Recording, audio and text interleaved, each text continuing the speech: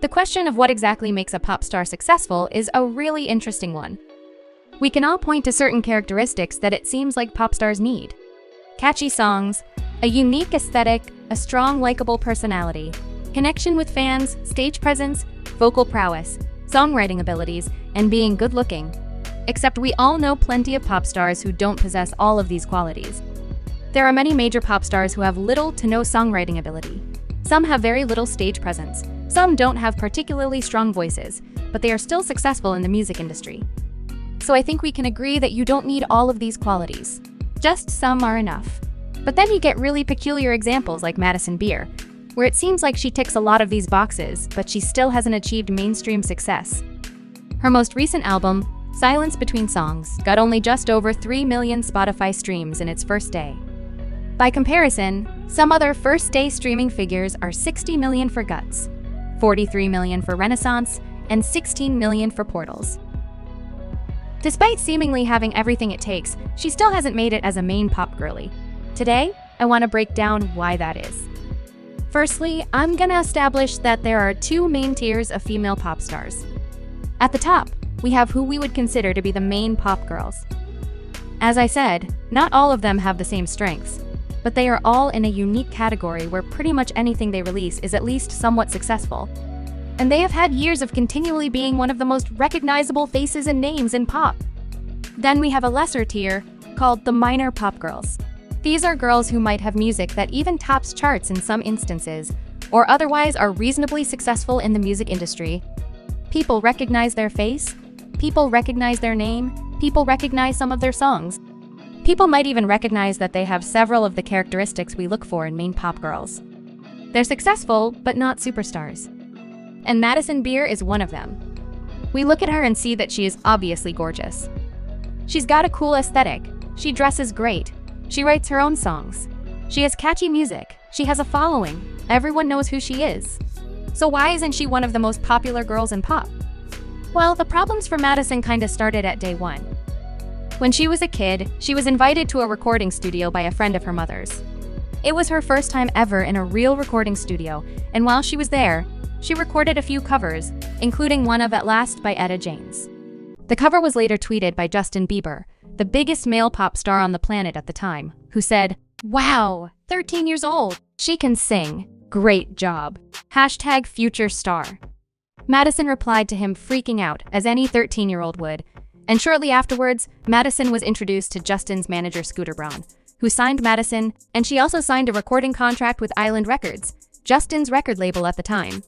And this seems like a lovely, sweet story, with Justin using his fame to bring attention to someone and shoot them to stardom. And he did the same thing that year with Carly Rae Jepsen and later with Cindy Kimberly. However, this cute little story quickly spun out of control with rumors, speculation, and conspiracy theories. A photo emerged of Madison and Justin together before this entire ordeal.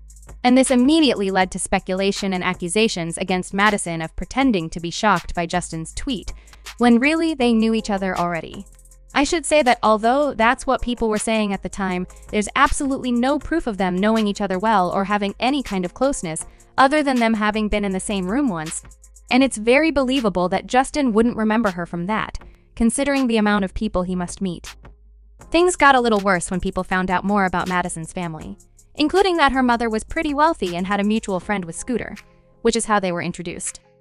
It later emerged that Scooter, Island Records, Madison, and Madison's mother were all in discussion about Madison being signed by Scooter and Island Records before the Justin tweet.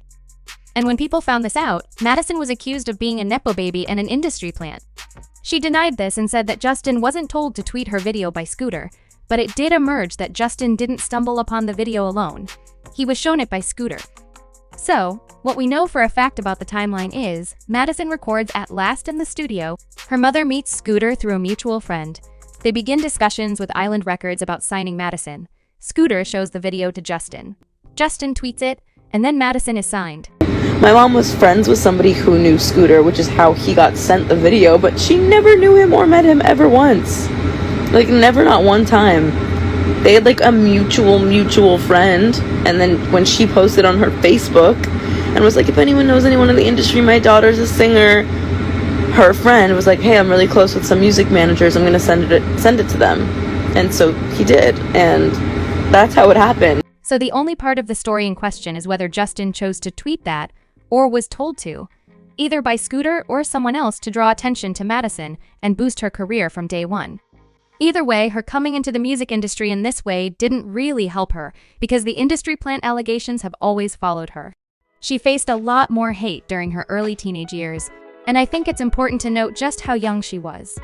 It's insane that people were attacking her and saying she deceived them when she was just a kid too. While with Island Records, she released a few songs including Melodies and Unbreakable. These were catchy, upbeat, Disney Channel-style songs, which Madison later said she never liked but was forced to make by her label.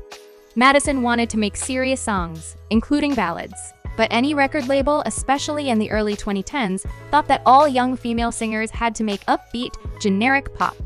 Everyone was pushed into the Disney aesthetic even if they weren't Disney kids, and this is an important point that I'll return to. In the first few years of her career, Madison was heavily associated with Justin, to an extent that I think ended up harming her brand. She appeared on stage with him, Justin appeared in her music video. They had the same label and manager. He was branded as her mentor. And this meant that there was no mention of Madison at the time, without mentioning Justin.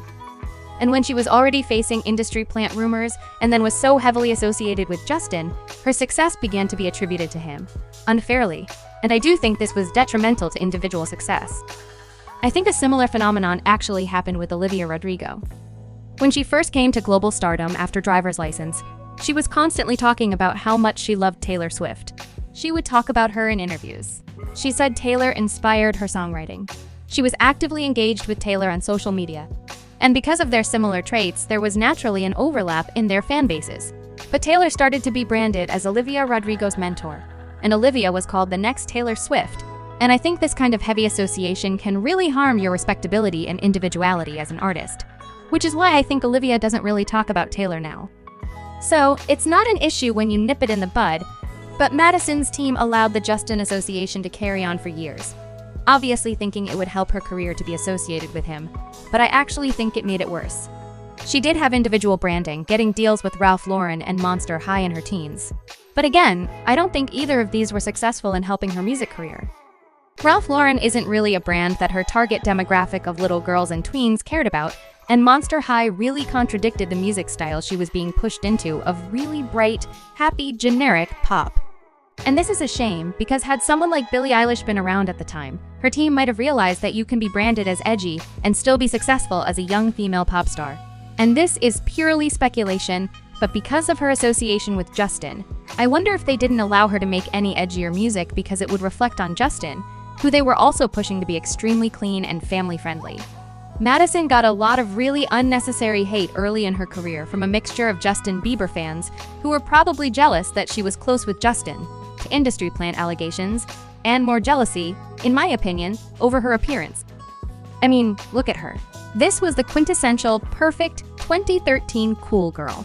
Aside from being pushed towards branding she didn't like, Madison had much more severe issues with her management. When she was 15, she sent an intimate video of herself to a boy, which got leaked online.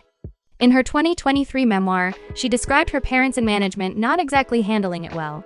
She said, "Telling my parents the truth was mortifying enough, but it was just as crushing to hear how disappointed my team was. I was 15 years old, being made to feel like my one mistake would not only cost me my entire career and future, but also ruin the reputations of all the people who worked on my team." And I think this is indicative of the expectations on young pop stars at the time, especially female pop stars. Although Madison wasn't a Disney kid, the Disney mentality was put on all young pop stars, which is that they were held to an impossibly high standard, not allowed to do anything which was deemed controversial, or adult, or not brand-friendly. And this is especially difficult when you're a teenager, still growing up and trying to figure yourself and your life out. This ordeal created lifelong trauma for Madison, and it permanently impacted her relationship with her team. Later, she began dating Jack Dolinsky, a member of the Vine group MagCon, and this incited more of their fans to also hate her out of jealousy, in my opinion. And this is typical stan behavior. We saw the same hatred towards Selena from Justin Bieber fans, and towards Taylor Swift and Kendall Jenner from Directioners when they both dated Harry Styles. And again, Madison's branding wasn't great at the time. She collaborated with Jack a lot, and they were featured in music videos together. And I think we can all agree that intertwining your branding so heavily with someone you're dating is never a great idea. But I'm directing this criticism at her team, not at her. She was just a kid. After her music failed to make an impact, her team gave up and dropped her from their label when she was 16. I can't imagine what that was like for her, especially because part of the reason she was dropped, allegedly, was that her team didn't see her as a viable, family-friendly, marketable pop star after that video of her leaked without her consent. And if that's true, it's especially cruel for her to go through that as a child. In terms of her music, she re-emerged as an independent artist and released the EP As She Pleases in 2018. And I personally really like this EP, which is part of what is so weird about Madison Beer, because her music is genuinely really good and she has the look. But she still hasn't really made it. And she faced more unnecessary criticism, this time from Ariana Grande fans, who called Madison a copycat and said she was emulating Ariana's aesthetic. This was perpetuated more when she said that she was supposed to be in the Thank You Next music video, and without any real reason, she was accused of lying. She started having quite a few issues in these years, including a minor falling out with Kylie Jenner, who she accused of stealing ideas from her, saying she romanticizes the book Lolita, and having a long-term friendship with David Dobrik, who has plenty of his own controversies. The criticism against Madison peaked in 2020 when she posted a picture of herself, taken by a paparazzi, at a Black Lives Matter protest. She has her mask pulled down in the picture, which made people think that she wanted to be seen and recognized. A video emerged which showed that Madison wasn't actually in the protest at the time, but in a car a couple of hundred feet away from the protest, and Madison was widely accused of performative activism. And another rumor that followed her at the time was the speculation around her having plastic surgery, which she has always denied. Some argue that she has clearly had surgery and is perpetuating harmful beauty standards on young girls by not admitting to it, but Madison maintains that she had never had surgery. Someone said, "You're not unnatural though, why would you lie about that?" Because I'm not lying about that, and I wouldn't lie about that at this point. And if y'all want to keep believing this till the day I die, keep going believing it. Things started to look up for her when she signed with Epic Records and released her first album in 2021, called Life Support. Again, I think this is a really strong album, and it's a shame it didn't do better. Madison had more issues with her label, tweeting that she hated them and that they didn't promote her single Reckless, which did end up being a success anyway, but maybe not as big as it could have been. And that brings us to the present. Her latest album just dropped and didn't have great streaming figures. One of the singles from it, Home to Another One, is a really great song and very unique, and I thought the whole album was her best work yet. Unfortunately, it does seem like she's stuck in a rut and unable to capture public attention. I think because there is so much public focus on her beauty, and she's friends with people like David Dobrik, and she started streaming on Twitch. People just see her as an influencer who does music, which is very different to a pop star. But I personally know a lot of people who have never really heard her music, so I think things could change for her if her team just got their act together and promoted her properly. I also think they need to get her out there on late-night shows and things like that, because I can't think of a viral moment she had that made her seem particularly likable. And you obviously need that to grow a strong fan base and become a main pop girl. Let me know what you think about Madison and her career so far, and I'll see you next time.